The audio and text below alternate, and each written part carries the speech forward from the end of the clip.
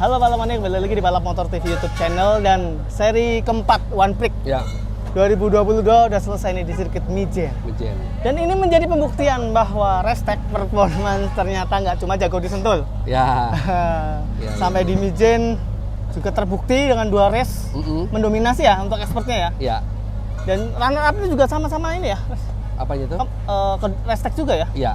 Kalau untuk kemarin kan 1 2 3, ini 1 2. Kemarin dikuasai sama Restek. Tapi emang kemarin kan kebetulan juga ya Rere ada trouble ya dia jatuh. Iya. Tapi kalau memang dia nggak jatuh kemarin mungkin Rame, akan berbeda ya. Akan berbeda. Akan berbeda. Gimana, Ko Leon? Apa sih yang bikin Restek itu bisa cepat beradaptasi? Padahal waktu setting di sini kan kemarin cuma 15 menit kalau nggak salah. Iya, 20 menit ya. 20 menit itu pun trek basah. Trek basah. Jadi kemarin kita kebetulan sampai di sini, saya pribadi nyampe di sini hari Rabu siang. Tidak diizinkan untuk latihan. Atau pada saat hari Kamis saya dapat informasi pelatihan hanya boleh 20 menit, itu pun di sore hari ya. Jadi memang nggak bisa banyak setup. Tapi memang kebetulan sirkuitnya nggak terlalu teknikal sebenarnya. Tidak terlalu teknikal. Dan memang karena kondisi dapat dimengerti juga karena kondisi aspal di R1 sampai R2-nya baru. Ya Lainnya harus diubah. Lainnya berubah. Jadi ya kalau untuk rasio sendiri nggak ada perubahan, nggak ada. Hanya setup di suspensi depan aja sih. Kalau belakang nggak terlalu berbeda jauh. Dibandingkan sama yang mana? Sama Sentul ataupun Tasik ya. Jadi sirkuit ini nggak terlalu rumit. Tidak terlalu rumit. Nggak terlalu rumit. Ya bisa dibilang nggak rumit sama sekali lah. Dibandingkan Sentul sama Tasik itu beda? Jauh berbeda. Jadi sirkuit ini non teknikal. Jadi ya kondisi aspalnya bagus dan juga di ban juga irit kan. Tapi cepetan setup itu pengaruh nggak? Ini kan cepet banget ya, FP1 harus bisa cepet-cepet itu. Yang sebenarnya yang penting sendiri adalah feedback dari pembalap sebenarnya. Kalau untuk pembalap expert kita kebetulan memang mereka pembalap yang berpengalaman di masalah kaki-kaki. Jadi feedbacknya selalu tepat. Jadi perubahannya nggak sampai tidak salah arah gitu. Nah untuk mereka adaptasinya juga cepat lah gitu. Ya kalau di sini kalau bisa saya bilang sebenarnya bukan di suspensi juga sebenarnya, power mesin sebenarnya. Powernya di sini malah Harus ya kalau di sini powernya bisa maksimal gitu. Jadi tidak ada tikungan mungkin seperti S-nya juga nggak terlalu pelan banget. Ya nggak terlalu kencang gitu ya. Jadi nggak terlalu rumit lah. Nggak terlalu rumit.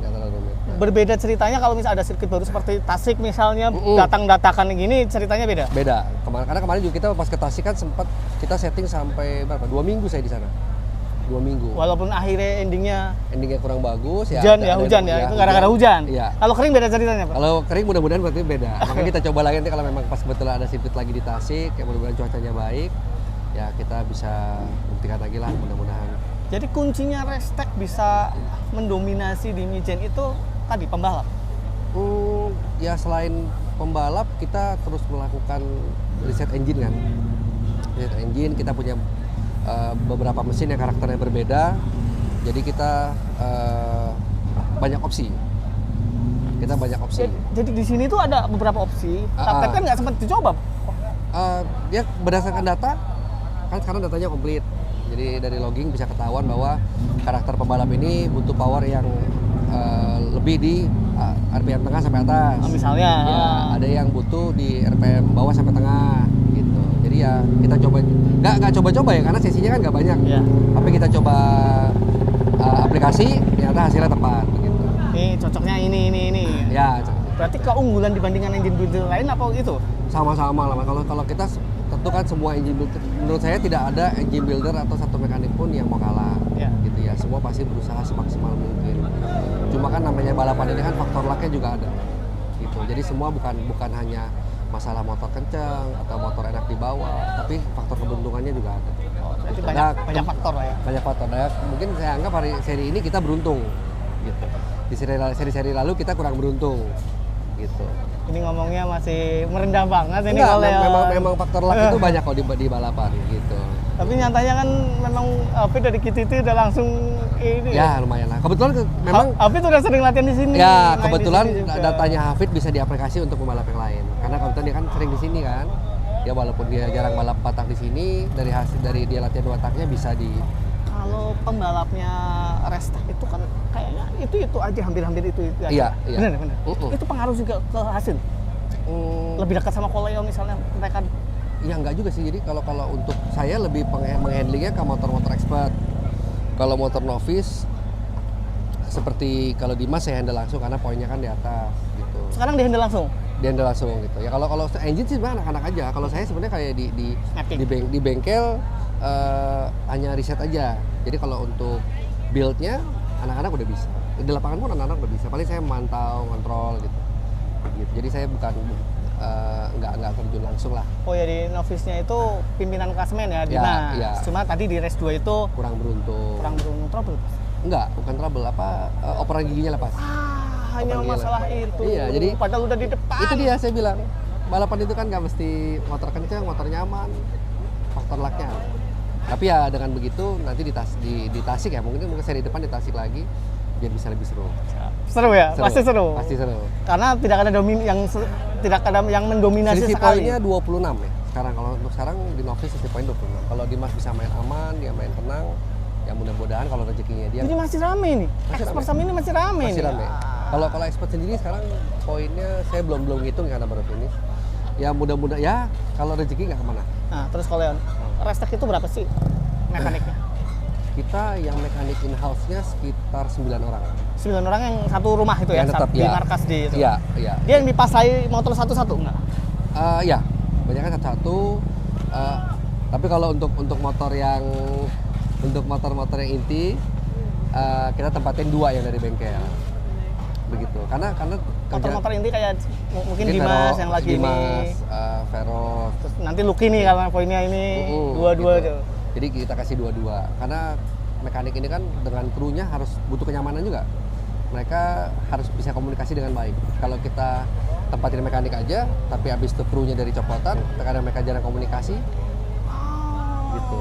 Jadi kenyamanan kerja antara mekanik dan kru ini harus jadi di bengkel ini saya sering mereka kan di rolling, kadang ke Sumatera, kadang ke Sulawesi. Jadi lihat mana yang cocok. Jadi nggak ada yang pegang satu motor sampai selesai itu nggak ada? Mekaniknya ada tetap, Satu. tapi krunya kadang suka berganti. Gitu. Dan yang inti-inti itu mekanik juga nih dari Restek juga. Iya. Kan biasanya kan ada dari tim udah ada itu. Betul. Kalau ini memang diserahin ke kita semua. Gitu. Untuk pengaturan kru dan mekanik dari kita. Dari tim hampir nggak ada kalau di One Prix. Tapi kalau Leon sendiri, Kalau saya sendiri Semua? semua. Jadi saya hanya memanage mereka gimana cara handlingnya, mungkin untuk apabila ada trouble apa yang harus di-handle begitu. Leon pernah cerita bahwa motor MX King yang balap itu sebenarnya powernya itu sebenarnya nggak terlalu penting-penting banget udah. Nggak, Sekarang? Iya. Untuk sekarang sebenarnya kalau untuk sirkuit Mijen ini ya perlu. Jadi kalau kita seperti kemarin di Tasik dan di Sentul itu biasanya kita nurunin power biar motornya lebih gampang dibawa. Kalau ini nggak? Kalau ini nggak, kita Dimaksimalin? Maksimalin. Berapa? Sekitar 27,7 lah. 27,7 itu Hampir pakai 28. dynonya Dynojet. Dynojet. Dynojet, ya. Kalau pakai yang lain 30-an berapa? Mungkin kalau di Jogja sekitar 34 ya. 34. Dimaksimalin. Sekitar ya. Di GPT juga sama dimaksimalin. Maksimalin gitu. Untuk Jadi GBT maksimalin. selain itu tetap suspensi tetap ini ya. tetap suspensi ya punya peran utama ya pastinya. Karena motor yang makin kencang itu butuh suspensi yang lebih mumpunin begitu. Jadi seperti kemarin seperti Hafid sendiri tadi terkendala setelah semalam kita repair, kita perbaikin. Nah, itu powernya jadi kuat. Jadi begitu dengan gear yang lebih berat satu aja dibanding kemarin, dia kewalahan bawanya karena seharusnya suspensi belakangnya dirubah lagi, menyesuaikan power mesin yang Power naik, suspensi harus diubah lagi. Iya. Nah, berarti tadi kuncinya banyak ya. Balance. Kuncinya balance, performance, best Dan- performance. berarti Restek udah ini ya, berarti udah balance ya.